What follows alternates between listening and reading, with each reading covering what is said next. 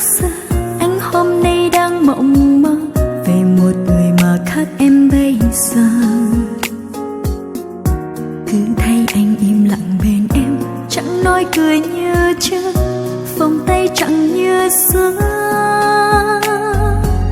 Hôm nay anh không nắm tay, hôm nay môi hôn nhạt phai và nụ cười xanh tiếng thở dài. Những phút bên nhau tựa như băng, lạnh giá và tê buốt, rồi tan chảy thành nước mắt của em. Người muốn chia tay phải không, muốn quên em phải không? Anh đừng ngại ngùng cả nói cùng em sẽ ra đi mà, em sẽ không sao mà. Chỉ là em có cười mà sao nước mắt vẫn cứ rơi, vì biết anh bên